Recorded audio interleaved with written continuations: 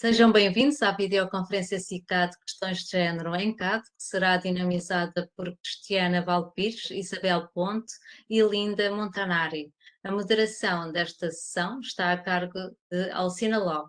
Para dar início à videoconferência, temos entre nós o Dr. João Golão, Diretor-Geral do CICAD e Coordenador Nacional, a quem saúdo e passo desde já a palavra. Muito bem-vindo, Dr. João Golão. Muito obrigado, Lúcia. Muito obrigado a todos os nossos intervenientes e a todos os participantes por estarem connosco em mais uma iniciativa enquadrada pelas videoconferências CICAD. Quero começar por agradecer a disponibilidade dos intervenientes para partilharem neste palco o seu conhecimento, a sua experiência, as suas competências. Temos a Linda Montanari, do Observatório Europeu da Droga e Toxicodependência. Olá, Linda. A Cristiana Valpires, da Cosmicare, com quem estive ontem, num outro contexto. A Isabel Ponte, a Isabel, da RS Norte. E a Alcina Ló, aqui do CICAD. Muito obrigado a todas por se envolverem e colaborarem na dinamização desta videoconferência. Com esta videoconferência sobre questões de género e CAD, pretendemos refletir sobre as especificidades das mulheres, mas também de pessoas com outras opções relativas ao género, num percurso de consumo, fatores de risco, necessidades particulares das abordagens e também nos comportamentos aditivos e dependências. Estas pessoas se debatem com acrescidas dificuldades a todos os níveis que aqui serão tratadas. Portanto, nas nossas opções estratégicas, estas questões assumem cada vez mais importância. Esse facto insere-se também nas preocupações que temos veiculado a nível internacional, seja no âmbito da estratégia da União Europeia em matéria de drogas e respectivo plano de ação, cuja elaboração tivemos a responsabilidade de coordenar enquanto presidência da União Europeia, quer também no âmbito da revisão do Estatuto do Grupo Pompidou, igualmente sob nossa presidência, com grande preocupação em torno deste assunto, do âmbito da preocupação central e mais genérica pelo respeito dos direitos humanos. Desde sempre os dados dizem-nos que são maioritariamente os homens, rapazes, que consomem substâncias lícitas ou ilícitas, com padrões mais intensivos e problemáticos, apesar de os dados mais recentes referirem que nos jovens estas diferenças começaram a esbater-se. Há aqui uma tendência para um maior equilíbrio em termos de género. Por isso, estas abordagens estão muito orientadas para o masculino. O CICAD está particularmente atento a estas questões. Que abordagens faz sentido desenvolver aos vários níveis de intervenção? Como responder às necessidades específicas das cidadãs e das pessoas com outras opções e que usam substâncias? Como facilitar o acesso à saúde e às respostas em CAD de forma digna? Como preparar os profissionais para o desenvolvimento de práticas sensíveis às questões de género?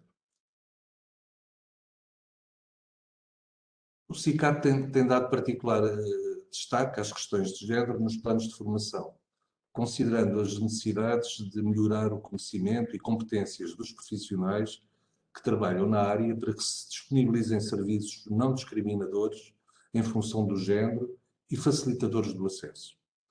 As ações de formação, que são sempre muito concorridas, têm contado com a colaboração da Cristiana Pires e da Isabel Ponte como formadoras, a quem aproveito para agradecer a disponibilidade para colaborarem connosco. Sem mais delongas, eu passo a palavra à Alcina Ló, colega aqui do CICAD, com um longo currículo na área dos comportamentos aditivos e dependências, licenciada em Psicologia do Trabalho e mestre em Sociologia do Trabalho das Organizações e Emprego. Atualmente é a diretora da Direção de Serviços de Monitorização e Informação.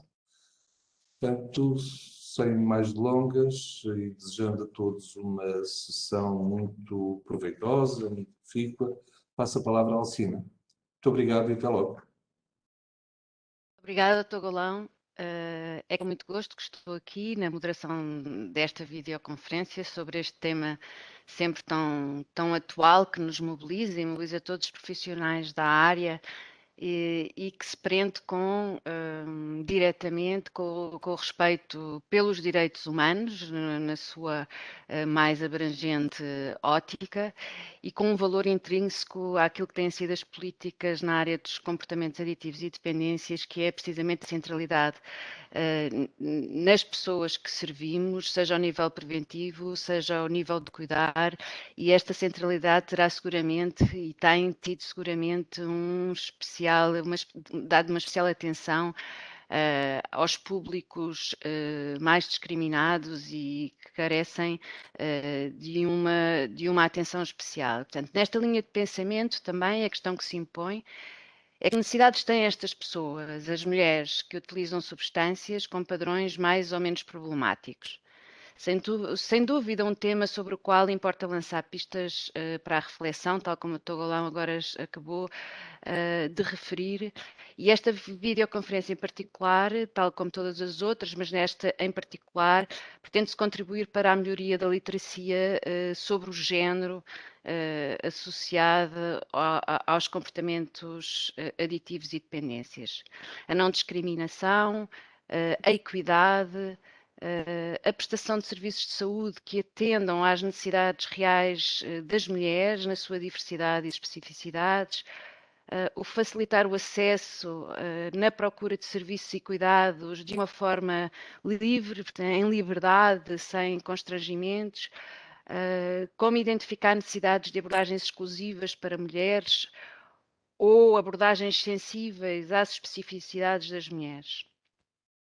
Estas serão seguramente algumas das questões que vão ser abordadas hoje aqui pela Cristiana Valpires, Linda Montanari, Isabel Ponte, a quem mais uma vez agradeço em nome do CICAD e na sequência também do agradecimento ao Dr. João Golão, a presença e a generosidade de partilharem as vossas reflexões, o vosso conhecimento e as experiências profissionais que possuem sobre este tema e que trazem aqui hoje. Nós vamos iniciar a videoconferência com a Cristiana Valpires. As intervenientes vão fazer as suas apresentações e vamos reservar um espaço no fim de todas as apresentações, então, para a discussão e a reflexão e a abertura da reflexão ao público, que, entretanto, podem e convidamos-vos a irem colocando questões no chat que iremos aqui gerindo e depois no final colocaremos a cada uma das intervenientes. A Cristiana Valpires é licenciada em Psicologia, mestra em Antropologia, Globalização, Migrações e Multiculturalismo e doutorada em Antropologia. Tem formação complementar relevante na área do género, da diversidade de género, da prevenção e da violência de género. É investigadora integrada no Centro de Investigação para o Desenvolvimento Humano e docente convidada na Faculdade de Educação e Psicologia da Universidade Católica Portuguesa. É também membro fundador da Associação Cosmicare e formador externa do CICAD em temas de redução de riscos no uso de substâncias psicoativas, género, diversidade de género e orientação sexual nos usos de drogas. Desde 2020 que coloca na qualidade de consultora externa sobre as perspectivas de género na área das drogas, que colabora na qualidade de consultora externa com o Observatório Europeu das Drogas e Toxicodependências, enquanto consultora externa sobre perspectivas de género. Aqui vai-nos trazer e vai abordar a interseção entre as normas do consumo de substâncias e o género, passando por uma perspectiva socio-histórica sobre o consumo de drogas por mulheres. E obrigada, Cristiana, e passo-te a palavra.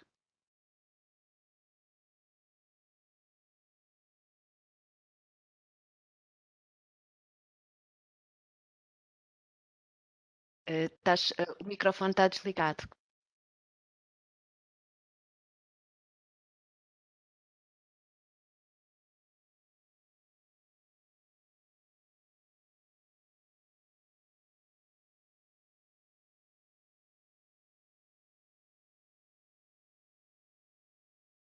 Desculpem, não estou a conseguir. Agora já está. Já está? Ok, peço desculpa, não estava a conseguir ligar o meu som. Antes de mais, bom dia a todas e a todos. Antes de mais, queria agradecer o convite que me interessaram para estar presente nesta conversa e também nesta partilha de conhecimentos sobre esta interseção entre género, entre estas duas áreas, não é? Género e drogas. Queria também cumprimentar as minhas colegas de painel, com quem tenho o prazer de construir também conhecimento nesta área, ter várias discussões e ir produzindo cada vez mais conhecimento sobre este tema. Como a doutora Alcina disse, eu trago uma apresentação que é a primeira vez que, na verdade, que eu vou fazer assim em público e que resulta de uma investigação independente que tenho vindo a fazer nos últimos 2 anos, na procura de perceber, digamos, de desenvolver uma perspectiva de género que seja também informada pela história, digamos assim. A história das drogas tem vindo a ser escrita no masculino e há uma perspectiva androcêntrica sobre a saúde em geral, mas que de alguma forma se exacerba na área das drogas, quer porque o consumo é sempre associado ao masculino, quer porque a maior parte das pessoas da investigação na área das drogas tem vindo a ser feita com sujeitos masculinos, exatamente por serem eles aqueles que mais se relacionam com o consumo de álcool e outras substâncias. Antes de passar para o meu argumento, ou para, digamos assim, a viagem histórica que eu preparei para nós hoje, eu queria só fazer uma muitíssimo breve introdução ao conceito de género, porque ele é importante e porque informou, ou seja, me informou na forma como eu fui, então, fazendo esta investigação e organizando este conhecimento. Então, basicamente, o género é uma dimensão que é estrutural, é transversal à sociedade e é altamente organizadora. Normalmente, eu gosto desta definição recente que organiza o género em 3 dimensões, no plano mais macroscópico das normas sociais, que definem de alguma forma o que é aceitável consoante, digamos, o sexo atribuído à nascença. Depois a componente identitária, que por um lado é performativa e responde às expectativas destas normas sociais, mas por outro lado é também, digamos, tem uma componente de agência, não é? Uma componente em que eu posso expressar ou posso construir o meu género e expressá-lo com alguma autonomia, não é? Então que está de alguma forma aqui numa tensão constante entre como é que eu me identifico, como é que a sociedade espera que eu me identifique. E o género, obviamente, que se relaciona também com relações socioculturais, quer em relações interpares, relações afetivas, mas também relações institucionais, não é? Como é que as nossas instituições, espaços de lazer, espaços de cultura, ou seja, todos os espaços, digamos, que nos rodeiam, contextos de vida, em que estabelecemos relação, se definem e se estruturam em função do género. O género também é uma componente que é multidimensional, não deve ser vista de forma rígida. O género não é necessariamente o sexo atribuído à nascença. Se o sexo é uma dimensão mais fisiológica, o género é uma dimensão mais cultural, e é importante haver esta diferenciação e digamos que os estudos feministas ao longo do século XX foram de forma cada vez mais sofisticada e compreensiva, fazendo esta distinção e o que também, obviamente, desafia os pressupostos que nós temos em saúde, porque nos leva a questionar do que é que nós estamos a falar. Estamos a falar de sexo ou estamos a falar de género e a forma como as pessoas gerem, digamos assim, os seus comportamentos de saúde ou de risco. E ele é multidimensional, mas não é estático, o que significa que quando nós falamos em mulheres, não falamos num grupo que é uniforme, falamos de um grupo que é altamente heterogéneo, e aqui é importante abraçar a complexidade e também uma perspectiva interseccional, sendo que a interseccionalidade é um conceito que ultimamente tem sido bastante discutido, para dar visibilidade a esta relação que o género estabelece com outras categorias sociais, nomeadamente, digamos, a idade, a nacionalidade ou, digamos, a etnia, a atribuição racial, entre outras dimensões, mas também comportamentos, sendo que neste caso o panótico, não é, se dirige ao consumo de substâncias psicoativas. Deixa-me só ver que eu... já consegui. Sendo assim, o género, ou seja, nós não nascemos com género, nós nascemos com um sexo que mesmo assim a ciência também tem vindo a questionar a bipolarização, não é? O binarismo entre masculino e feminino, mas nós nascemos com um sexo, com um conjunto de caracteres sexuais primários, secundários, e com determinado tipo ou seja, de fisiologia, mas nós aprendemos, somos socializadas para o género, não é? É uma dimensão que é aprendida, não é? Que nos é passada socialmente.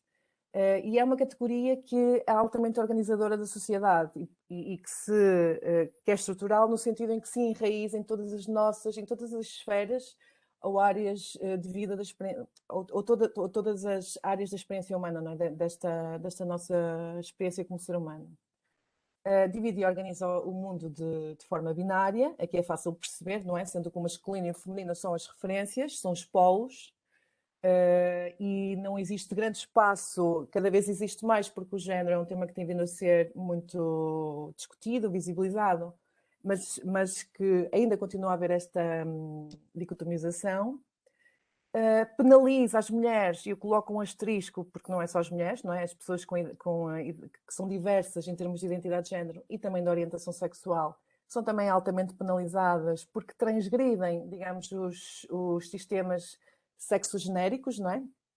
Em que o sexo corresponde ao género e onde a heterossexualidade é a norma.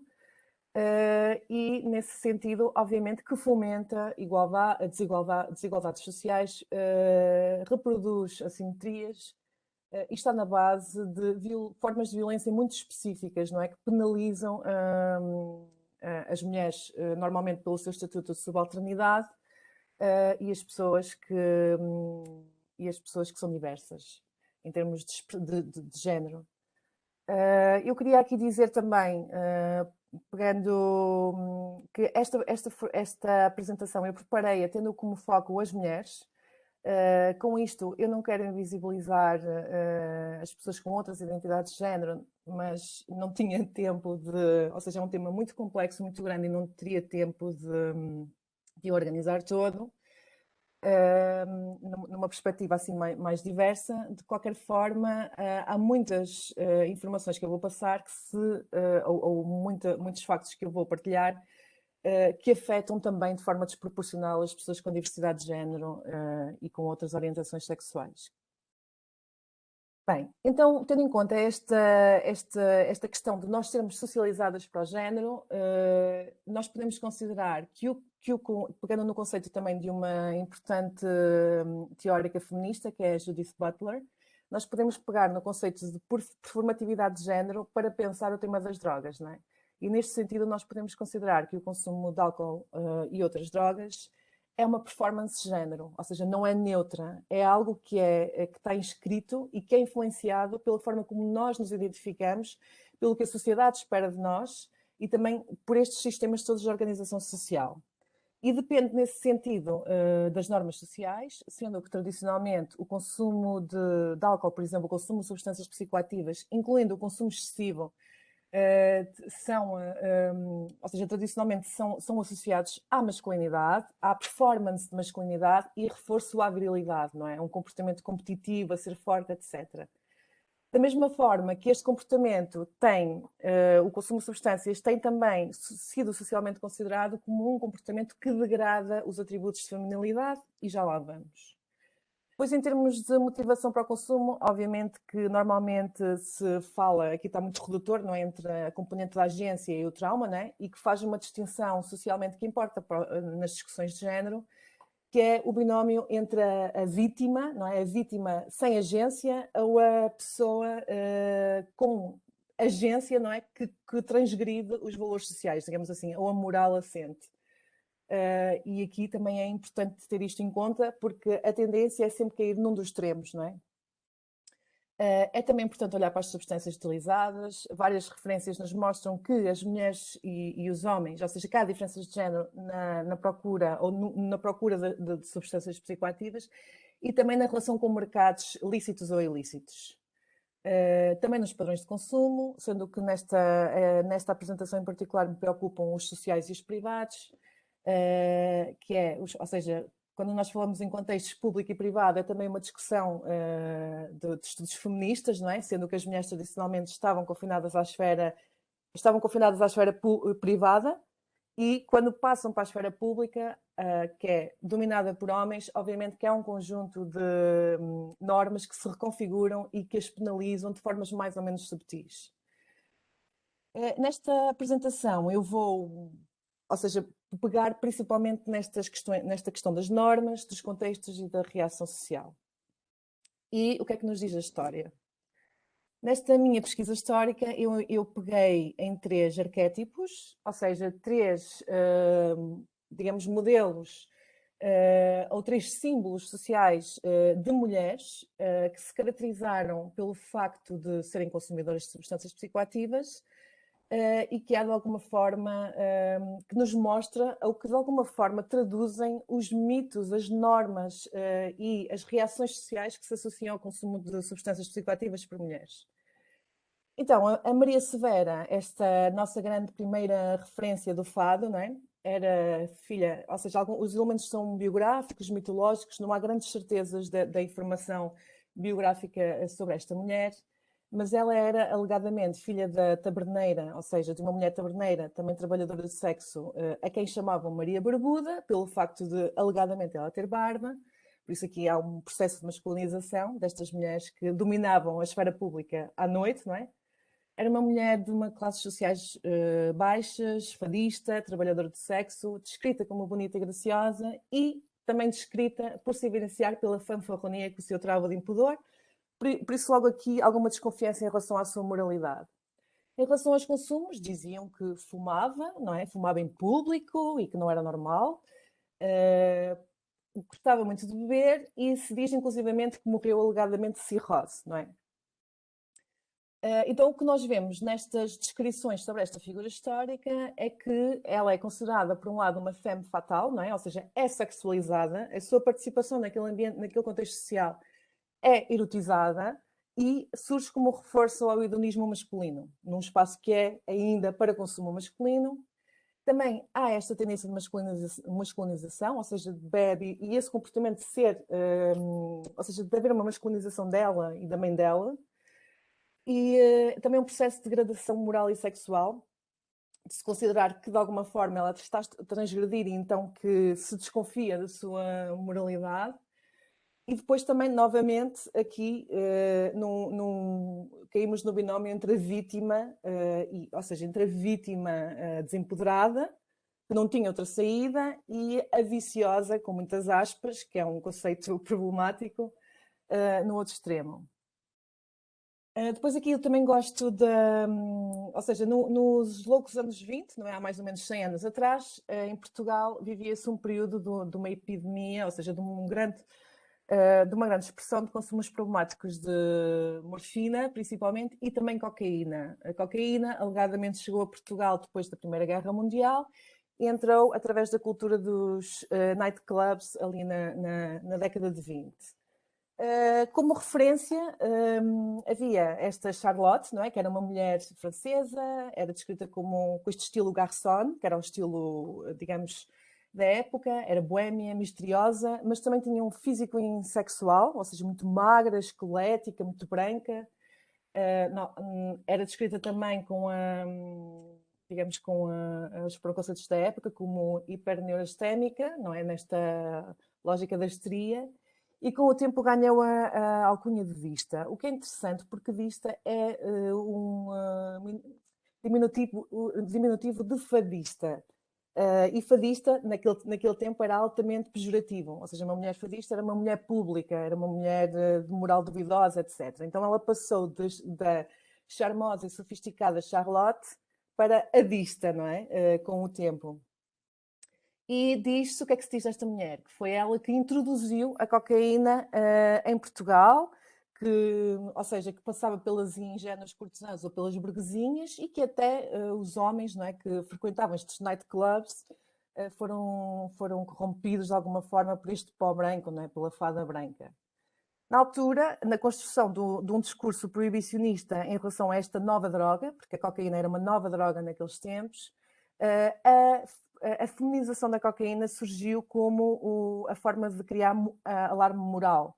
Então, durante, digamos, o 1925, 27, várias notícias em vários jornais da época retratavam os problemas da cocaína e, como vocês veem aqui nestes exemplos, eles eram feminizados. Era a fada branca, até o nome, não é? A fada branca. Era a loura da cocaína, a cocaína que corrompeu uma atriz graciosa e a que transformou num farrapo humano. Então, todas estas narrativas surgiram como força à criação de um discurso proibicionista. E aqui, em termos médicos, não é?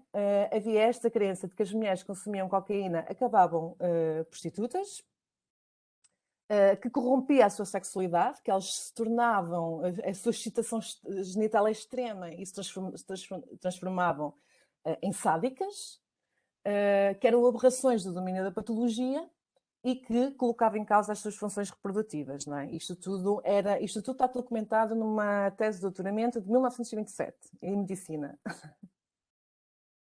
Por isso, aqui em termos de reação, obviamente que havia este binómio que ainda surge, não é? Destas mulheres que saem à noite, que ocupam a esfera pública e têm consumos ou comportamentos masculinizados como símbolo de modernidade, não é? Que é outra tensão que surge. Mas depois, novamente, a sexualização e a erotização da sua participação nesses contextos, a degradação física, moral e sexual que lhe é atribuída, a dupla alteridade, porque é uma mulher num contexto em que lhe é estranho ou que não devia estar, a consumir uma substância que é nova, não é? Um processo de patologização que é muito mais agravado nas mulheres, era muito mais agravado nas mulheres do que nos homens, e depois esta crença de que compromete as funções reprodutivas, a dinâmica familiar e, novamente, o extremo vítima viciosa. Depois aqui, eu já estou a ocupar muito espaço, por isso eu vou correr agora aqui um bocado, mas, para além disso, havia também arquétipos de mulheres que foram introduzidas, ou seja, por questões de saúde, relacionadas com dores menstruais, com a sua saúde sexual reprodutiva, mas também com o que se chamavam os humores femininos, não é?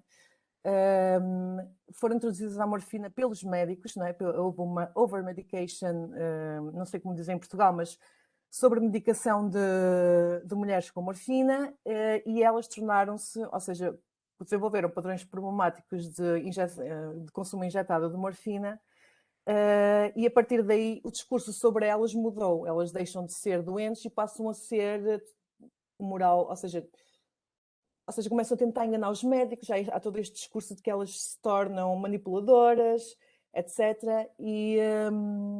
E o que acontece é que normalmente são abandonadas, ou seja, a partir do momento que elas desenvolvem um padrão de consumo problemático, os médicos saem de cena e abandonam-nas às suas dores, não é?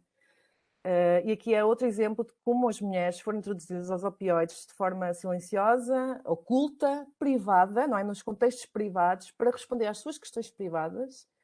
E não deixa de ser curioso que elas são apresentadas não com nomes como as outras, não é? Mas com S, X, Z, T, ou seja, e também há aqui uma diferença de classe, porque as mulheres que eu falei antes, que estavam nas culturas mais boémias, eram mulheres pobres, de classes socioeconómicas bastante baixas, que viam ali uma possibilidade, ou seja, nesses contextos, uma possibilidade de criarem dinheiro, não é? Terem dinheiro. Estas mulheres eram mulheres que vinham mais, digamos assim, da burguesia. E aqui o que surge, ou seja, como eu disse, está na esfera privada, são consumos ocultos. Este processo de medicação tem muito a ver com a patologização da saúde feminina, com preconceitos que eram típicos daquele tempo, ou seja, eram períodos eugénicos, onde a saúde feminina havia muitos estereótipos numa classe médica dominada por homens. Então havia aqui muito este foco no humor e funções sexuais reprodutivas das mulheres, e a partir daqui uma over-medication, uma sobremedicação com morfina, que resultam em muitos casos de dependência entre estas mulheres e que estão documentadas em trabalhos médicos da altura. E novamente aqui há o binómio, a vítima ingênua, doente, coitadinha, não é? Que acaba na viciosa. Cristiana, temos de Sim. acelerar. Temos de acelerar, vou já mesmo acabar. E agora, a título provocatório, eu gostava de perguntar se, obviamente, eu estive aqui a falar de um tempo muito específico, circunscrito, histórico, mas se há algum tipo de continuidade histórica. E o que nós temos visto, isto é um gráfico do último relatório de CICAD, é que no padrão de consumo binge drinking, ou consumo esporádico excessivo, que é um consumo social, tem diminuído entre homens, ou seja, pelo menos entre 2012 e 2017, mas tem aumentado entre mulheres. Aqui tenho de dizer que houve uma alteração na forma como o consumo esporádico excessivo era definido. De qualquer forma, este aumento de consumo por mulheres surge em outros indicadores. E aqui interessa perguntar, para além da prevalência, se há diferenças nos padrões de consumo, sendo que, quando se olha para a forma como as mulheres consomem, elas não imitam os homens. Elas usam mais comportamentos protetores ou seja, usam mais comportamentos protetores porque sentem, ou seja, perdem o controle autocontrolando-se. E depois também há aqui uma questão que eu acho que é importante colocar, que é se estas diferenças têm a ver com o facto da igualdade de género estar agora em foco nas nossas sociedades e de poder haver o desenvolvimento de novas feminilidades, novas masculinidades que desenvolvem novas relações com o álcool e outras substâncias. Aqui é uma provocação sobre reação social, não é? Que tem a ver com casos em que a participação das mulheres em ambientes de lazer noturno continua a ser sexualizada. E finalmente é o último, Alcina, prometo. Temos aqui uns gráficos da Infarmed, mais para tocar no tema dos consumos privados, que nos mostram que, ou seja, as mulheres são as grandes consumidoras, ou melhor, há mais mulheres, há diferenças de género significativas no número de pessoas que consomem ansiolíticos e depressores, sendo este mais expressivo para mulheres. E aqui importa fazer um conjunto de questões, que é, será que as normas e a socialização de género têm também um papel aqui? Quem é que procura, ou seja, aqui podemos perguntar, quem é que procura, a quem é que é permitido ter problemas de saúde mental e quem é que procura ajuda neste sentido? E também se as diferenças de género nas perturbações psiquiátricas são meramente fisiológicas. Há esta ideia de que as mulheres internalizam mais e têm mais ansiedade e depressão e os homens externalizam mais. E então, nesse sentido, têm mais dificuldade em gerir os impulsos, mais comportamentos agressivos, maiores taxas de suicídio e maiores taxas de consumo de substâncias psicoativas. Mas isto é algo que é fisiológico ou é também algo que é socializado e performativo, não é? É a questão que fica por responder. E será que há diferenças de género? Será que ainda há diferenças de género na prescrição de psicofármacos? Será que é mais fácil prescrever às mulheres do que aos homens? E, finalmente, existem consumos problemáticos de psicofármacos? E, se sim, onde é que estão estas pessoas? E com isto termino e peço desculpa, só ocupei demasiado tempo. Obrigada, Cristiana. Muito interessante esta perspectiva histórica que nos traz aqui alguns elementos novos, não é? Que se calhar eu pessoalmente nunca tinha tido contacto com eles e que me levam a pensar aqui nesta evolução cultural e porque é que estamos onde estamos, não é? Eu apelava aos nossos participantes se quiserem, se tiverem questões a colocar, apesar de serem respondidas no fim, podem ir colocando no chat que nós vamos tomando nota e depois serão colocadas aos intervenientes no final da sessão. E passava de imediato à nossa seguinte interveniente, Linda Montanari, é socióloga da saúde e trabalha como cientista principal na área da saúde e respostas sociais no Observatório Europeu das Drogas e Toxicodependências. Durante 7 anos trabalhou nos serviços de tratamento da toxicodependência em Itália, antes de ingressar no Observatório Europeu da Droga e Toxicodependência em 2000. Desde então, coordenou o indicador de procura de tratamento e gera as atividades de monitorização do OEDT sobre drogas e prisões. há uns anos que coordena a área de género e drogas, tentando melhorar o entendimento europeu do fenómeno das drogas e género. Juntamente com outros especialistas internacionais, criou um grupo europeu sobre género e drogas, com especialistas de diferentes organizações, profissionais e académicos nacionais e internacionais, com o objetivo de consciencializar sobre a importância de incorporar a dimensão de género no campo das drogas. A Linda hoje vai-nos trazer aqui a perspectiva europeia, epidemiológica, com dados e informação sobre a situação na Europa nesta matéria e trará também alguns conteúdos sobre os recentes desenvolvimentos deste grupo de trabalho sobre o género a que pertence e a que tem estado a dinamizar também. Obrigada, Linda. Obrigada, Pode tomar a palavra. Arsina, pela fantástica apresentação e obrigada também a Cristiana, porque foi uma introdução extremamente interessante, extremamente útil. Eu vou apresentar os últimos dados disponíveis com uma panorâmica sobre as questões de gênero e droga. Só um momento, vou partilhar. Você consegue ver, sim?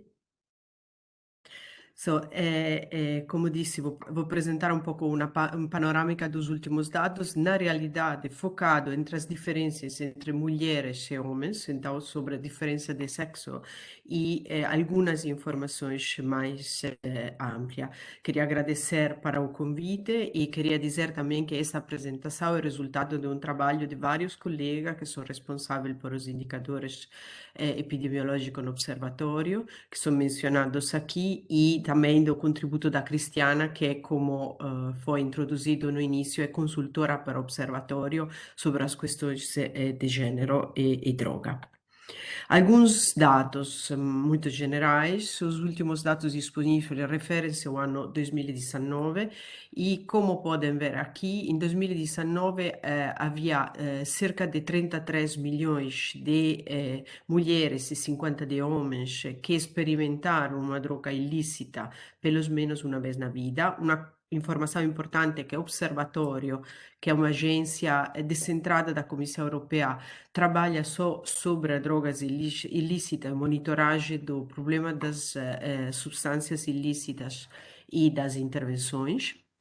Esta diferenciação, estes dados mudam, são diferenciados quando vamos a olhar para diferentes tipos de substâncias, como podem ver aqui, vamos de 57 milhões de homens, 36 de mulheres para cannabis, até 8 milhões de homens e 5 milhões de mulheres que experimentaram com anfetaminas. E também as proporções de homens e mulheres variam um pouco entre as substâncias, mas com uma maioria sempre de homens para todas as substâncias. Estes são os indicadores de consumo experimental, a prevalência pelo menos uma vez na vida. Quando vamos a ver outros indicadores, por exemplo, o indicador de tratamento, encontramos a volta de 260 mil homens e 63 mil mulheres que em Europa ingressaram pela primeira vez em tratamento. Olhando para as consequências, aqui são as novas notificações para HIV. Aqui também há a volta de 800 novas notificações, com 80% de homens e 18% de mulheres. E, por fim, a consequência mais grave são as mortes relacionadas com drogas. Houve em 2019 a volta de 6 mil mortes relacionadas com droga, com 78% de homens e 22% de mulheres. Depois, olhando para diferentes indicadores, este gráfico reporta a prevalência de uso de cannabis entre os adultos, pelo menos uma vez na vida, em 2019. Como podem ver neste gráfico, os homens, que são em verde, imagino que você vê as mesmas cores, são sempre a maioria em todos os países, e as mulheres são, representam a parte menor, mas há grandes diferenças entre os países, seja em termos de prevalência que de diferenças entre homens e mulheres. En este gráfico é exatamente reportada a ratio entre homens e mulheres, onde uma ratio maior de 1 indica que há mais homens que mulheres. E como podem ver neste gráfico, sempre sobre o uso experimental, vamos de uma situação de quase igualdade na experimentação de cannabis em Áustria a uma situação em Turquia onde há 5 homens para cada mulher. É a mesma situação representada em uma mapa geográfica é a ratio entre homens e mulheres entre os pacientes que iniciaram o tratamento em 2019. Se em total a ratio para as pessoas que iniciaram o tratamento é de 4:1, ou seja, 80% de homens e 20% de mulheres, como podem ver há uma certa diferenciação geográfica. E com os países do sul, em geral, que reportam valores mais altos, e os países do norte da Europa, em particular, os países escandinavos, com valores mais baixos. Esta situação é confirmada, mais ou menos, também quando vamos a ver a ratio entre homens e mulheres entre as mortes relacionadas com drogas, mesmo se nesta situação referimos sobretudo aos utilizadores de opioides, não? Mas há sempre esta confirmação. Esta diferenciação entre os países há várias razões, também razões ligadas aos conteúdos, às informações dos vários indicadores, mas uma informação interessante é que há uma certa similaridade com quando vamos a ver neste caso o índice de igualdade de gênero, que foi o último índice de igualdade de gênero do EIGE, onde se pode notar que os países com os mais elevado taxa de igualdade, como por exemplo podem ver a Suécia ou a Dinamarca, são também os países onde a ratio entre homens e mulheres entre os consumidores de droga, incluídos consumidores problemáticos, é menor, ou seja, uma percentagem mais elevada de mulher, porque há uma influência do contexto social em geral e as mulheres consumadoras de drogas também fazem parte da população geral, do contexto geral. Mas há também outros fatores para considerar. Cristiana dizia: não todos os grupos são iguais, é necessário ver quais são os vários elementos que podem diferenciar esta variabilidade. E uma desta é, por exemplo, a droga ou a substância primária que é utilizada. Neste gráfico é reportada a percentagem de homens e mulheres que entraram em tratamento por droga primária. E como podem ver, vamos de uma percentagem de 85% de homens e 15% de mulheres entre os utilizadores de cocaína, ou as pessoas que entraram em tratamento por problema ligado ao uso de cocaína, a percentagem de 75% de homens e 25% de mulheres que utilizaram cocaína e entraram em tratamento por essa razão. E então, outra dimensão importante, também foi referida antes para a Cristiana, nos trends, não? É a idade. Neste gráfico são reportados números de apresentação de urgências e emergências hospitalares em 10 países europeus. E no gráfico se há uma similitude entre homens e mulheres, porque a maioria dos homens e das mulheres que entraram se apresentaram na urgência são na classe, na idade incluída entre os 20 e os 39 anos, podem ver que os grupos das mulheres mais novas são maiores na idade mais nova. Então, há mais mulheres nos grupos de idade menores, que é uma indicação importante também quando vamos a pensar os serviços futuros. Outro elemento importante é as consequências. Este gráfico reporta a prevalência de HCV entre consumadores de drogas por via injetáveis, homens e mulheres, em estudos que foram condutos em 2013 e 2014. São dados um pouco não tão atualizados, mas mostram que há sempre, na maioria dos países, uma maioria de homens, mas também há países, Malta, Itália, Bélgica, Grécia, onde são mais, a percentagem maior. E então, e também as diferenças entre homens e mulheres são menores. E isto por várias razões, incluído o feito que as mulheres são mais vulneráveis à contração de doenças infecciosas, porque são mais envolvidas no trabalho sexual, também há uma vulnerabilidade fisiológica. E é interessante também ver nos estudos, não só nas consequências, mas na progressão desde o início da utilização de substância até o desenvolvimento de uma adição, quais são os elementos de diferenças que há. E há os estudos neurocientíficos, por um lado, dizem que há uma certa maior vulnerabilidade, não? Das mulheres e nos estudos animais das fêmeas, mas depois, quando vamos a ver a população, há uma situação diferente. Parece que os fatores sociais têm muito maior peso, não? No problema. Por exemplo, na prevalência é óbvio que a maioria são homens, porque os fatores que já a Cristiana mencionava antes, de controle social, de violência, são fatores sociais muito importantes que influenciam os comportamentos. Outro elemento a considerar são particulares populações. Neste caso, é reportada a distribuição de homens e mulheres na prevalência de uso de opioides antes da detenção entre pessoas que são detidas nas prisões de 6 países europeus que implementaram um questionário comum para analisar a prevalência de uso de substância.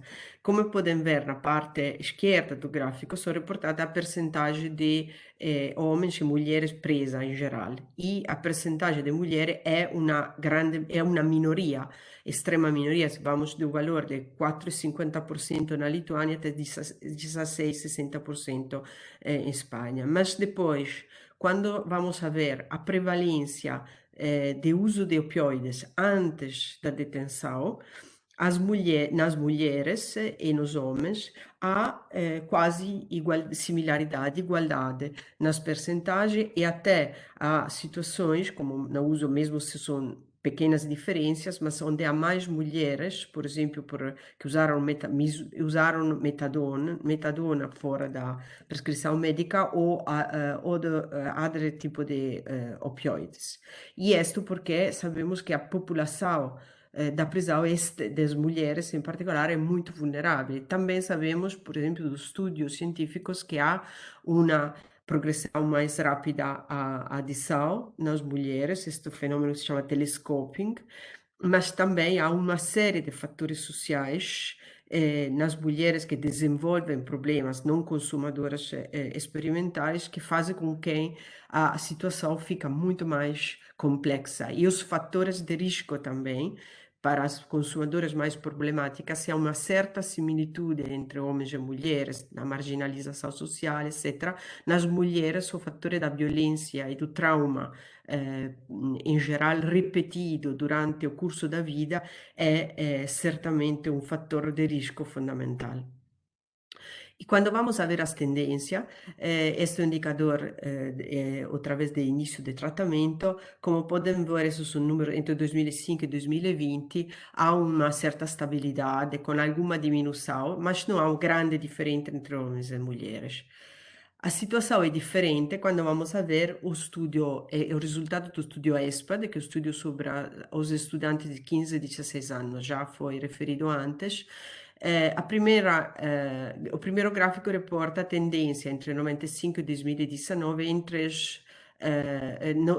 na utilização de substâncias ilícitas. E aqui há uma trend de aumento até 2003, depois uma certa estabilização com aumento até 2011 e uma diminuição. E a diminuição é mais ou menos parecida entre rapazes e raparigas. A situação é um pouco diferente quando vamos a ver o uso de álcool, onde há uma diminuição, mas menos entre as raparigas, E esta situação foi referida também pelo Dr. Goulão, do consumo excessivo, onde há uma certa convergência. Então, a questão é ver se isto, o que é que vai acontecer em futuro a nível generacional e também de tendência, e também se esta mudança, esta tendência vão traduzir-se também na mesma tendência para as drogas ilícitas, mesmo se esta ha um significado de deviança claramente diferente. Ao nível europeu foi mencionado, há uma atenção maior, mesmo se ainda não suficiente, penso, nas políticas das drogas, mas há uma atenção a tentar de ter políticas das drogas mais sensíveis ao gênero, serviços sensíveis, uma atenção à violência de gênero e a facilitação de acesso para serviços para mulheres, implementação de serviços específicos para as mulheres. Na análise das informações, dos relatórios dos 30 países europeus que fizemos com Cristiana, tentamos de verificar se existiam intervenções, que tipo e quantas intervenções que abordam a questão de gêneros. De fato, encontramos poucos programas e serviços que incluíam uma perspectiva de gêneros. Alguns países, 7, incluído Portugal, incluem uma perspectiva de gênero nas políticas da droga e no serviço, mas, como pode ver neste gráfico, dos 30 países, quase a metade, os serviços que reportam são serviços focados nas mulheres e, em particular, nas mulheres grávidas e madres. E o tipo de serviço é focado na saúde das mulheres, dos bebês, no desenvolvimento das crianças, o tipo de tratamento psicossocial.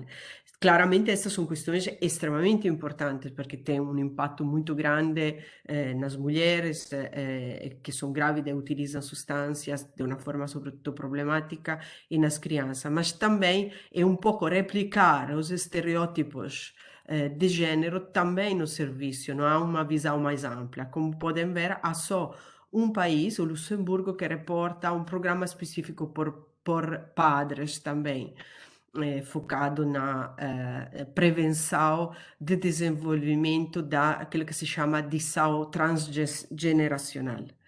E outros serviços, em vez de não focado na maternidade, são serviços que tentam de focar-se sobre o aspecto do trauma das mulheres, então prevêem, por exemplo, serviços específicos só para mulheres, horas de abertura só para mulheres, e encontramos só duas intervenções, dois tipos de serviços que abordavam a questão das pessoas não binárias e, em particular, o serviço para MSM e chemsex.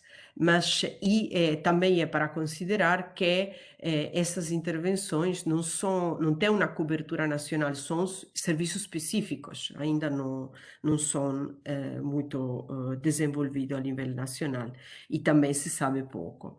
Então, em conclusão, vimos que os homens são a maioria dos consumidores em todos os indicadores, e também acho que seria importante também abordar a questão do gênero para os homens, o significado, por exemplo, da masculinidade, daquela que se chama hegemonic masculinity, como influencia isto. Os fatores sociais de gênero, fizemos uma análise de literatura para ver um pouco as diferenças nos estudos mais de ciências naturais, neurocientíficas e sociais, mas aparentemente, na realidade, os fatores de gênero têm um papel muito relevante, mas há uma grande variabilidade nas diferenças entre homens e mulheres, dependendo das substâncias utilizadas, a intensidade do consumo, o país, o contexto social e a idade. E há muitas lacunas ainda na inclusão de perspectiva de gênero na recolha dos dados, na monitorização. Nós encontramos aquelas informações, mas nós perguntamos estas coisas. Então, se não olhas, claramente não encontras. Um pouco de problemas e perspectivas. Como se dizia na apresentação anterior, ainda há muita uso intercambiável da ideia do sexo e gênero, sexo biológico e gênero como estrutura mais social. O gênero é abordado na questão de droga, muitas vezes há significado abordar o problema das mulheres, que é fundamental fazer emergir, porque são uma minoria e com necessidades específicas que têm que ser consideradas, mas muitas vezes o foco foi na maternidade e nos cuidados dos filhos. Mais uma vez, é uma questão importante, mas não é a única. Por exemplo, há pouco estudo também das mulheres nas diferentes idades. As mulheres em menopausa, poucos estudos também neurocientíficos e muito feito numa perspectiva binária. Há uma tendência, e isto para tomar atenção, à essencialização de quaisquer categoria. Por isso, uma perspectiva mais interseccional seria importante, porque não olha só o gênero, mas a idade, o contexto social, a raça, etc. E também o utilizo de uma perspectiva de gênero permite, de um lado, integrar perspectivas diferentes. Se vamos olhar, por exemplo, a questão da violência sexual, isso significa que os serviços, por exemplo, de drogas, também têm que dialogar com os serviços que olham para a violência sexual. E outra perspectiva importante é a inclusão não só da perspectiva dos que se ocupam de políticas de droga, dos profissionais, mas também das pessoas com experiência direta para tentar de perceber, compreender melhor o fenômeno. Mesmo por terminar, achamos que incluir uma perspectiva de gênero permite de perceber melhor não só o gênero, como o gênero e droga estão interligados, mas também de compreender melhor o fenômeno de droga em geral, porque permite de olhar vários aspectos, de ter uma visão mais global. E como podem encontrar mais informações no nosso website, onde há uma área dedicada ao gênero e à droga, e como Alcina disse antes, estamos a trabalhar com um grupo europeu onde também algumas pessoas cristianas estão envolvidas sobre gênero e droga, e vamos organizar conjuntamente com o grupo Pompidou e com o grande supporto do CICAD, un evento, un side event sobre gênero e droga na próxima edição da Lisbon Addictions. Este side event vai ser organizado dia 22 de novembro no mesmo sítio de Lisbon Addiction, e vão encontrar em breve mais informações no site de Lisbon Addiction. Obrigada. Muito obrigada, Linda. Muito interessante e muito clara a abordagem que nos trouxe e que revela fundamentalmente a importância que tem o conhecimento da realidade e dos dados e da monitorização dos fenómenos para percebermos como é que devemos orientar as nossas políticas, as nossas estratégias, com base naquilo que a evidência nos traz. Seguramente, em termos europeus, todos ganhamos com o trabalho que o Observatório Europeu tem feito a esse nível. Cada um dos Estados e cada um dos países também o faz. Portugal também o faz com o seu Sistema Nacional de Informação, o que nos permite também ter um retrato mais próximo daquilo que são as necessidades e que é a realidade em termos destas intervenções. Muito obrigada, Linda. Passo agora a palavra à Isabel Ponte, que... Isabel Ponte, olá Isabel. Isabel é licenciada em Serviço Social pelo Instituto Superior de Serviço Social do Porto, tem uma especialização em Gestão de Políticas Públicas no âmbito do curso de Alta Direção da Administração Pública, especialização em Igualdade de Género pela Comissão para a Cidadania e Igualdade de Género, em parceria com a ARS do Norte. É assistente social no CRI Porto Oriental, da Divisão de Intervenção em Comportamento Aditivos e Dependências, dedicado à ARS Norte. A Isabel vai-nos trazer aqui uma perspectiva mais operacional da intervenção que é desenvolvida com mulheres consumidoras. Obrigada, Isabel. Podes avançar. Olá, bom dia, obrigada. Eu diria que eu sou aqui o operário em construção, pegando no poema do Vinícius de Moraes. Não sou uma investigadora, sou alguém que pensa, de alguma forma, em sistematizar aquilo que vai fazendo e enquadrando dentro daquilo que são os paradigmas de investigação da atualidade.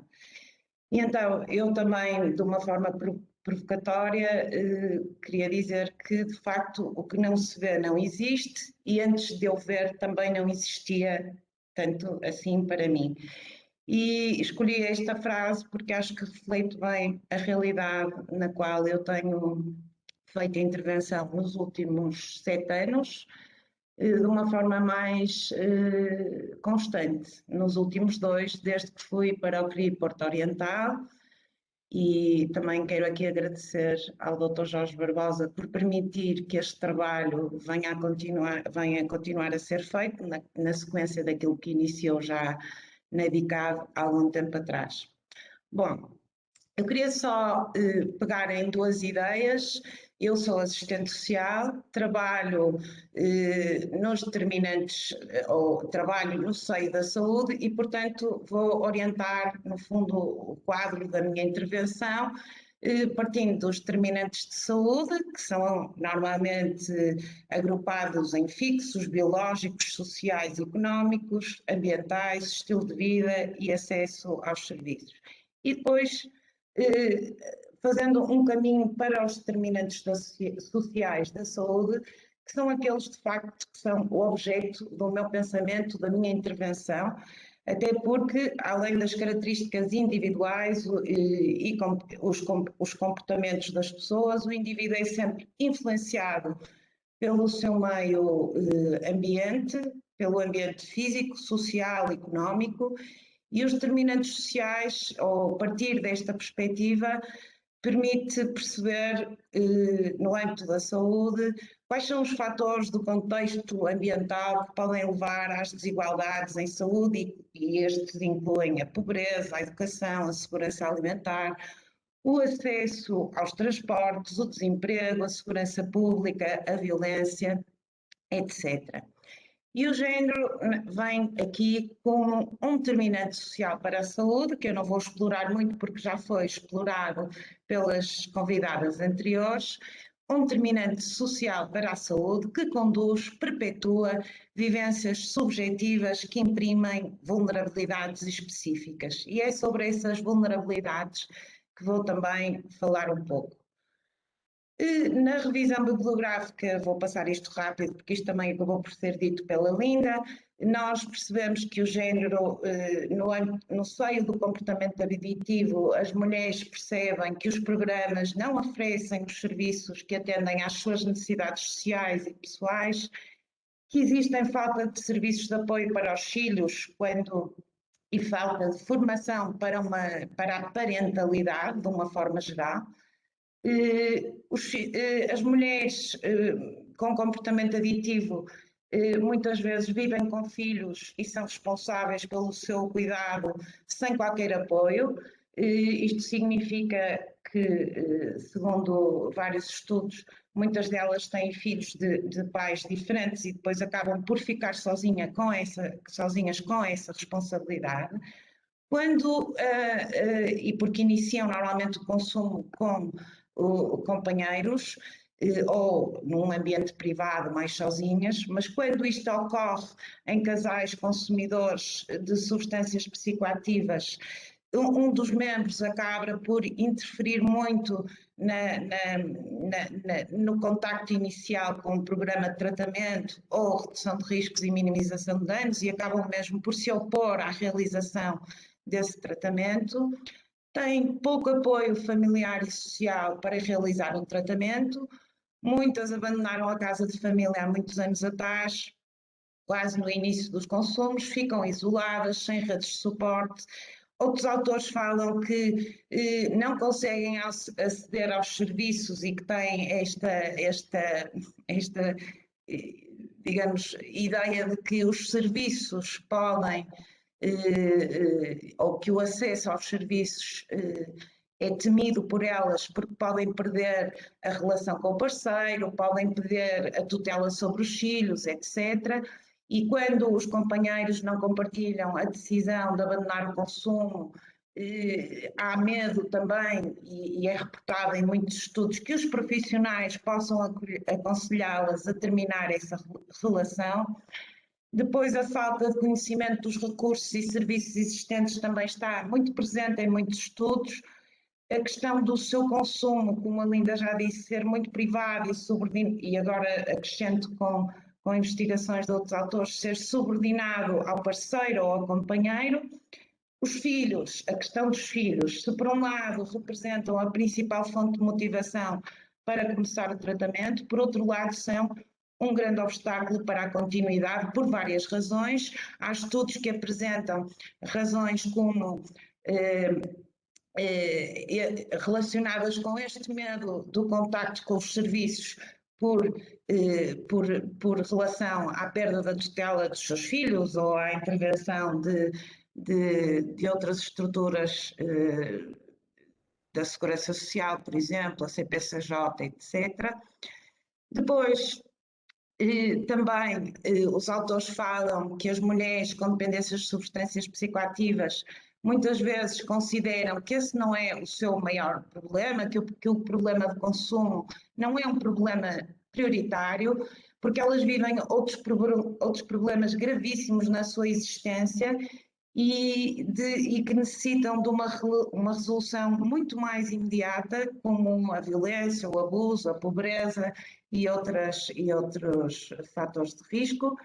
Depois, o facto de ser referido que existe uma estigmatização social das mulheres com problemas de drogas porque transgridem o comportamento alocado às mulheres e isso vai fazer com que haja uma maior dificuldade no contacto destas mulheres com a rede assistencial em casa, com a segurança social, etc., por medo de julgamento moral com a própria família e, por outro lado, nós verificamos também em muitos estudos que estas mulheres entram no sistema de saúde geralmente através dos cuidados primários e escondem os seus problemas com o uso de substâncias prescritas, falta aqui esta palavra, desculpem, entre outras questões, que também é mencionado por alguns autores. Ora, a estigmatização, mais uma vez referida por diferentes autores, os sentimentos de vergonha, culpa e baixa autoestima, e tudo isto acaba por acrescer dificuldades e acaba por obstaculizar o acesso à rede em casa e à rede social de uma forma geral.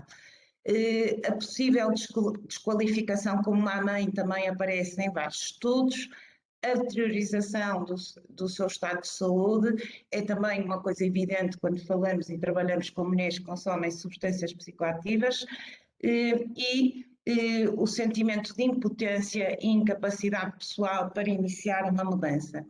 Condições de vida muitíssimo desfavoráveis, baixos rendimentos e pobreza, elevados comportamentos de risco para a sua saúde e um estilo de vida bastante precário e vários autores falam sobre as situações que ocorrem, muitas destas situações ocorrem também nos homens, mas que no caso das mulheres estão relacionadas a outros fatores que se interligam. Se pegarmos aqui nesta ideia de que o género também é um determinante social da saúde, que se interligam e vão criando um estigma social muito exacerbado que acaba por se repercutir em sentimentos de culpa e vergonha da parte das mulheres. Então, quais os contextos nos quais eu trabalho com estas mulheres? A partir da DICAD, do CRI Porto Oriental, num projeto de intervenção comunitária que fizemos, no qual fizemos vários grupos focais e numa colaboração semanal que faço no programa Autoestima do Departamento de Saúde Pública da ARS, enquanto técnica de redução de danos. E é a partir destes contextos que tentei fazer uma pequena reflexão sobre as mulheres com as quais tenho contactado. Peguei em 67 mulheres com as quais trabalhei no último ano, 66 mulheres e uma mulher transgênero. Portanto, no CRI Porto Oriental, ou digamos, nos 3 CRIs da cidade do Porto, e onde é que eu tenho acesso a estas mulheres? A partir do grupo de intervenção e de apoio mútuo e a partir da carrinha de saúde pública na qual trabalho. Tenho este número, portanto, 4 são do CRI Porto Oriental, 2 delas eu sou assistente social e faço o acompanhamento e a integração. Uma delas é pronto, são pessoas diferentes. Depois, 12 no CRI Porto Ocidental e 3 no CRI Porto Central. E 12 no grupo de ajuda mútua que construímos na cidade, que eu depois explico um pouco melhor, e 36 a partir da intervenção como técnica redução de danos e assistente social na equipe ou na carrinha no programa Autoestima. O que é que eu fiz? Peguei nas 3 metodologias, digamos, de registro que tinha, no fundo fiz um estudo qualitativo através dos diários de bordo em gestão de danos, uma análise das fichas de contacto e a análise dos focos grupos que fizemos no tal grupo de apoio mútuo, com o objetivo de identificar os fatores de risco para estabelecer orientações e medidas para incorporar esta perspectiva na agenda do SCAD e depois, posteriormente, poder criar, espero eu, em conjunto com os parceiros que acharem por conveniente, umas guidelines de intervenção mais específicas. E então, aquilo que retirei de todos estes contextos através deste trabalho, do trabalho que vim desenvolvendo, é que as mulheres que usam drogas experimentam, e depois vou-vos dar isto em números, isolamento social, baixa experiência profissional em educação e formação profissional, têm problemas relacionais, sexuais relacionados ao trauma. Quando se fala aqui de problemas sexuais, eu diria que são problemas também de intimidade e de relação com os outros, não é? Ultrapassam esta questão, mas muito relacionadas com traumas. Vergonha, culpa e baixa autoestima, um fraco poder de negociação em relação aos riscos, trabalho sexual relacionado ao uso de drogas, vulnerabilidade à violência do parceiro, violência sexual e abuso, prevalência de transtornos psicológicos e psiquiátricos previamente identificados pelos médicos ou reportados por elas mesmas, sem diagnóstico, vamos dizer assim. Falta de apoio para frequentar os serviços de saúde, estilo de vida e condições de vida muito favoráveis à ocorrência de riscos para a sua saúde, problemas legais, estigmatização, pessoas em situação de sem-abrigo, baixos rendimentos e pobreza extrema. Depois de dar assim esta ideia dos indicadores nos quais agrupei tudo o que consegui trabalhar, dizer-vos que destas mulheres, eu trabalho com 45 mulheres, não é 45 mulheres, perdão, 45% deste N67 são pessoas em situação de sem-abrigo, seja vivendo na rua, seja com teto. O que é que significa com teto? Significa que procedemos a referenciação na Estratégia Nacional para as pessoas em situação de sem-abrigo, neste caso no NEPISA Porto, e conjuntamente com a Segurança Social, requeremos um compromisso de apoio ao quarto, ao pagamento do quarto. E, portanto, nós temos das pessoas em situação de sem-abrigo, 45%, portanto, umas com teto, outras sem teto, 17% estão a viver na rua, em casas abandonadas, em tendas, em cabines telefónicas, e este é o meu lugar de contacto com elas. Todas referem, portanto, 58% referem isolamento social, 54% não têm qualquer experiência profissional Muitas referem que 48% têm problemas sexuais relacionados ao trauma e problemas de intimidade.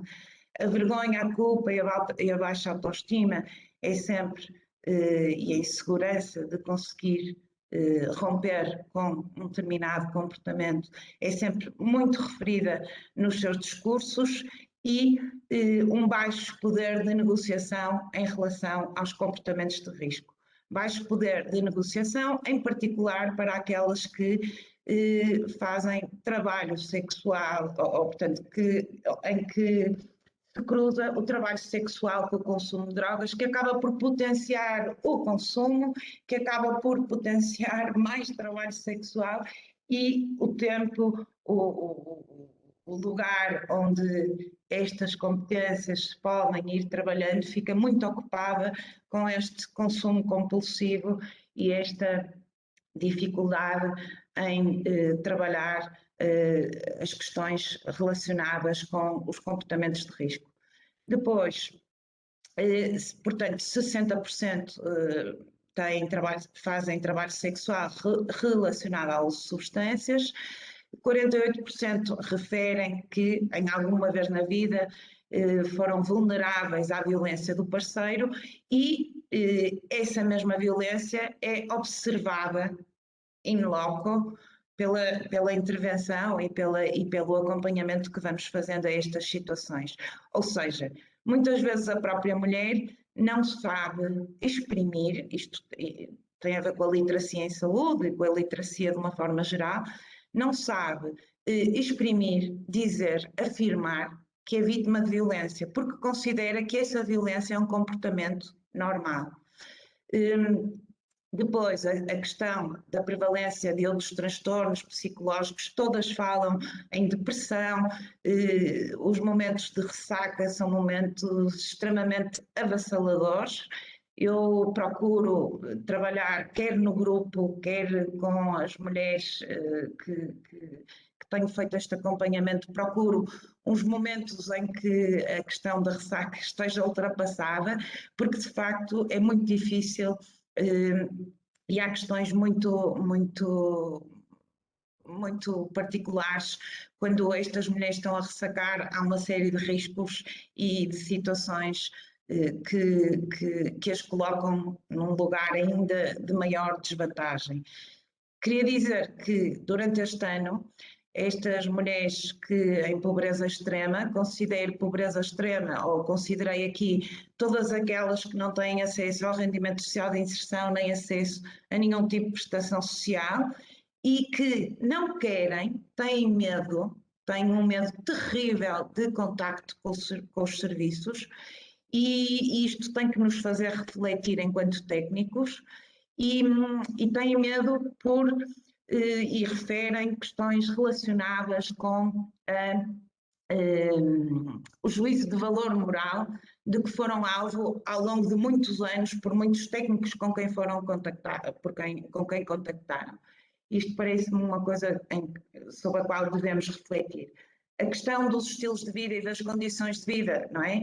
Isto aqui, vou voltar ao conceito da interseccionalidade, não é? Há aqui toda uma série de questões que vão colocar todas estas pessoas numa vulnerabilidade extrema e que acabam por dificultar a acessibilidade destas pessoas aos serviços de saúde, a programas de vacinação, a rastreios, a uma série de outras coisas. E todo o trabalho motivacional, tendo em conta, digamos, o estadio em que a pessoa se encontra, que é necessário fazer para haver um primeiro contacto com a rede, e o quanto esse primeiro contacto é fundamental para poder haver uma continuidade no trabalho que desenvolvemos.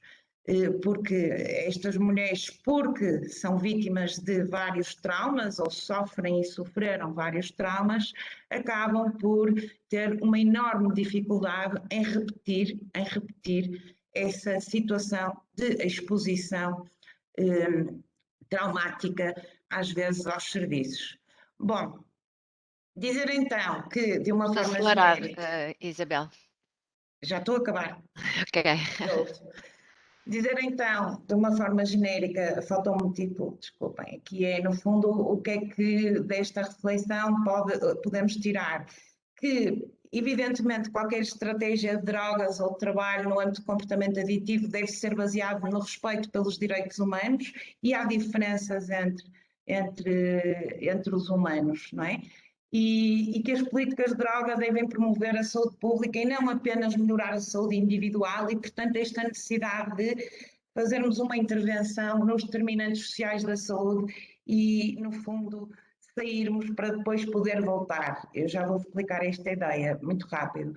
E dizer também que a questão das intervenções que achamos importantes propor será, evidentemente, agregar dados por género, perceber estas vulnerabilidades e adaptar os serviços em CAD de forma a responderem às necessidades e prioridades das pessoas, mulheres e outras identidades não binárias, portanto, que se chamam Gender Sensitive Health Services, reforçar a capacidade dos recursos, abordar a violência contra as mulheres para fortalecer mecanismos de proteção, não só com as mulheres, mas com os nossos colegas e formar profissionais nesta área, promover a participação e envolvimento destas pessoas que usam drogas, mulheres, e em todas as etapas do desenvolvimento das políticas e programas e prestação de serviços, e por fim, sair para poder voltar. O que é que eu fiz? Eu saí do serviço, fui à comunidade e tentamos empoderar, promover aprendizagens de desenvolvimento e fortalecimento de competências pessoais e sociais, em oposição ao modelo focado na disfunção e na deficiência, que é o típico modelo de intervenção mais de caso. Promover fatores de proteção para mitigar os fatores de risco, incrementar o desenvolvimento de recursos pessoais e contextuais e redes de apoio social e a sua disponibilidade, acessibilidade, competência e validade. Muito obrigada, estou disponível para o que entenderem. Muito obrigada, Isabel, por todos estes conteúdos que nos trouxeste aqui, estas questões que nos deixaram a pensar e fruto da tua intervenção enquanto operária, muito valiosa e que traz informações que muitas vezes nós temos dificuldade em aceder aqui ao nível também da definição das políticas e, portanto, são muito relevantes para a decisão mais política, mas mesmo ao nível de intervenção e outros colegas que nos estão aqui a ouvir, seguramente também é muito enriquecedor toda esta tua experiência. Eu, se calhar, antes de avançar aqui para as questões que estão aqui colocadas, nós, na nossa reunião de preparação desta videoconferência, acabámos por refletir um pouco sobre a necessidade de respostas específicas, exclusivas para mulheres ou respostas sensíveis à questão de género, um bocado esta última abordagem que tu colocaste. E achei muito interessante a forma como todas vós acabaram por fazer referência e deram conta da vossa opinião, digamos assim, sobre esta matéria. Se calhar perguntava-te a ti, Isabel, o que é que, do teu ponto de vista, será que são mesmo necessárias abordagens e serviços exclusivos, portanto, uma discriminação positiva no acesso das mulheres a alguns serviços? Pois, eu também já pensei nisso e então aquilo que eu pensei, no âmbito de uma intervenção, aquilo que se chama community-based, eu acho que sim, é necessário fazer grupos só de mulheres, reforçar competências, trabalhar o seu empoderamento.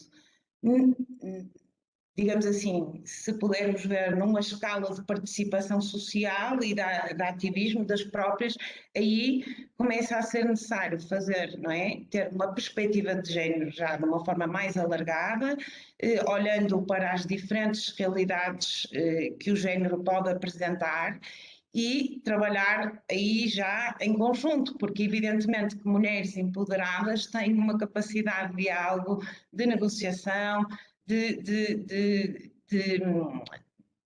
troca de informação e etc., e ideias e opinião, Agora, quando se fala de públicos tão vulneráveis, eu acredito que é muito necessário criar comunidade. Nós somos educadas em competição, nós mulheres, de uma forma geral.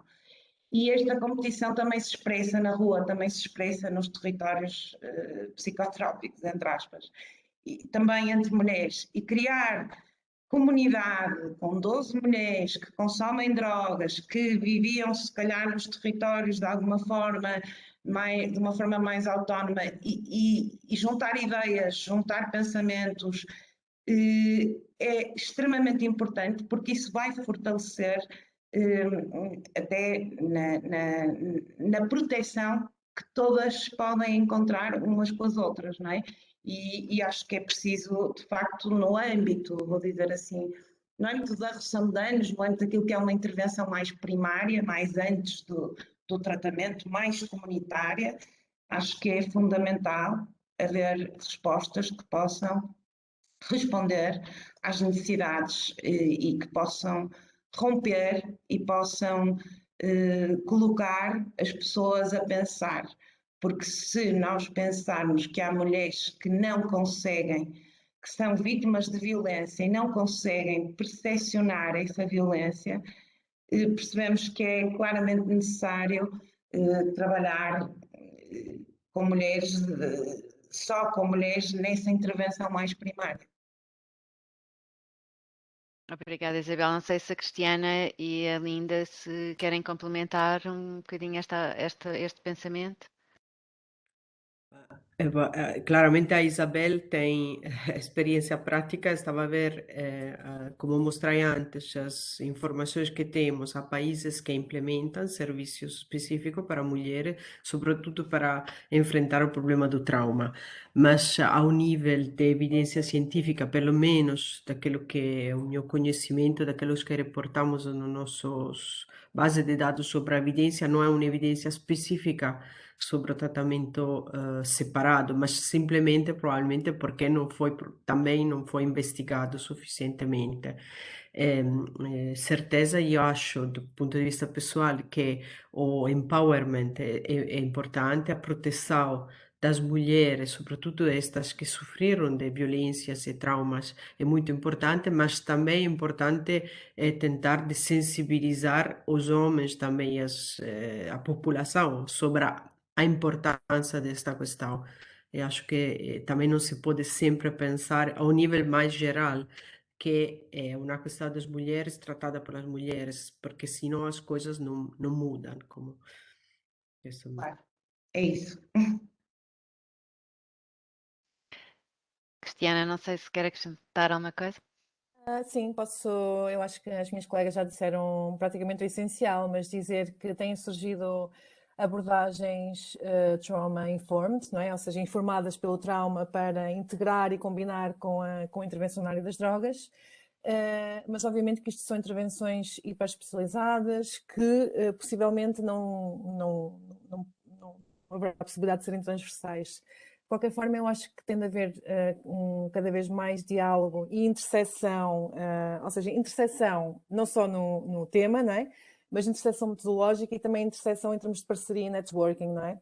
Ou seja, há uma rede de serviços montada, neste caso em Portugal, de organizações que trabalham a nível da violência sexual e sexualizada e da violência de base de género. E depois há uma rede de respostas de intervenção na área das drogas que dialoga um pouco em geral, pela minha experiência, porque eu estou nos dois campos e então percebo que há pouco diálogo e talvez criar redes colaborativas que fomentem essa capacitação mútua, porque eu gostava de dizer que a área das drogas pode ser pouco informada sobre género, mas a área de género também é pouco informada sobre drogas. Então eu acho que tem de haver esta partilha, este networking transdisciplinar e que não precisamos, se calhar, de inventar a roda, porque temos poucos recursos, mas ter boas colaborações. Acrescentaria só. Obrigada, Cristiana. Temos aqui vou só colocar estas duas questões que temos aqui, eventualmente à Isabel, e que tem a ver com com a abordagem que é feita no âmbito da descriminalização e dos processos de contraordenação. Aqui a nossa colega Maria Barbosa, de uma CDT, faz referência a que... faz referência a que efetivamente os processos de contraordenação por consumo, também existe esta discrepância entre o número de indiciados masculinos e femininos, mas que considera que há alguma benevolência por parte da polícia relativamente às mulheres que consomem, designadamente consomem cannabis. Um pouco perceber-se também em termos da abordagem da intervenção direta enquanto operária, desculpa o termo, foste tu que o foste buscar, se também tens esta sensibilidade. E depois tem aqui uma questão muito concreta também colocada à Isabel, que eu não consigo perceber quem é que coloca e que pergunta: esta informação é dada em autorreporte, nomeadamente sobre a correlação entre trabalho sexual e consumos, ou retirada de grupos focais, ou de ambas as fontes? Isabel, se pudesses dar aqui uma resposta, agradecia. A informação é colocada em autorreporte e também de outras fontes, mas em particular em autorreporte. Tenho esse tipo de relacionamento, ou seja, como também trabalho em contexto natural, no contexto onde as pessoas estão, ou vou, ou desloco-me, evidentemente que faz toda a diferença. Vou dizer o seguinte: faz toda a diferença não trabalhar apenas só com uma secretária à minha frente. Ou seja, a mesma pessoa do lado lá da cadeira na secretária está, às vezes, parece estar a desempenhar um papel, e quando estou com ela no seu contexto natural, ela está absolutamente como ela é. Isto significa, e também nos deve colocar, devemos refletir sobre isto, que é o que é que nós, enquanto técnicos, desejamos no trabalho com os nossos utentes, que seja, que tipo de trabalho desejamos que seja efetuado. Portanto, eles têm que desempenhar um papel para nós. Isso são questões que eu vou pensando e refletindo. Eles são quem eles são, as pessoas são aquilo que elas são. E se elas têm que representar eventualmente um papel para nós, ou se até o representam nos diferentes contextos, isto já me aconteceu com a mesma pessoa, isso tem que ser alvo de uma reflexão, e é uma questão ética muito importante, julgo eu, que nos deve fazer refletir. Depois, a outra questão da cannabis, eu não estou muito dentro dessa questão, sei que quase todas as mulheres com quem trabalho consomem cannabis, entre outras substâncias, mas a cannabis está presente de uma forma transversal, mas poderá haver uma ou outra que diga que não consome, não tenho agora presente, mas eu sinto e compreendo que às vezes a polícia de proximidade tem a noção da vulnerabilidade a que muitas das mulheres estão sujeitas. Isto por relação a este, vou dizer assim, a este grupo de mulheres com quem trabalho. Em relação às mulheres em geral, não tenho essa percepção, não posso responder. Obrigada. Cristiana. Só assim, muito rapidamente, ou seja, nós estivemos aqui a falar e a apresentar um conjunto de dados e reflexões com perspectiva de género, focada nas experiências de mulheres e do ponto de vista da saúde social, dos impactos, não é? Mas seria toda uma outra discussão altamente relevante pensar no lado do drug supply, não é? E o outro lado do proibicionismo, não é? Porque, de facto, nos mostra que, ou seja, o facto de continuarmos a ter mercados informais e o facto destas, ou seja, e o facto destas economias informais poderem ser vistas como fonte de sustento para determinados grupos sociais, acaba por reproduzir desigualdades a vários níveis, não é? Então eu acho que isso seria toda uma discussão muito, muito pertinente a ter, ou seja, do lado da drug supply. Fica aqui a sugestão da Cristiana para uma próxima videoconferência sobre essas dimensões. E vamos ter de terminar. Eu, antes de passar a palavra ao Togolão para as notas finais, gostava só de, em meu nome e em nome do CICAD também, agradecer a todos e a todas, neste caso, as intervenientes neste painel, os vossos contributos que nos deixaram aqui muitas sementes para nós irmos pesquisar também, e muitas dúvidas sobre as nossas certezas. E agradecer-vos a vossa presença mais uma vez. Passo a palavra ao Dr. Golão para uma nota final e as despedidas. Ok, obrigado, Alcina. Eu quero associar-me naturalmente também aos agradecimentos às nossas preletoras pelas excelentes apresentações, que são extremamente desafiantes e que nos deixam, de facto, questões a vários níveis. Desde esta última, agora colocada pela Cristiana, que enfim, são outros 500, mas para a necessidade que temos de adequar as nossas respostas, por um lado, àquilo que é necessário oferecer de uma forma generalizada às mulheres que têm necessidades específicas, em muitos casos relacionados, não temos que falar apenas naquelas mais estigmatizadas, mais remetidas para a margem, de que nos falou brilhantemente a Isabel, reportando aqui a sua experiência, mas há um nível de oferta de cuidados em que temos que pensar de uma forma generalizada. E depois temos um nicho, temos, digamos, um grupo provavelmente muito numeroso e muito carenciado de pessoas, nomeadamente mulheres, que, como dizia a Isabel, têm comportamentos, posturas, aberturas,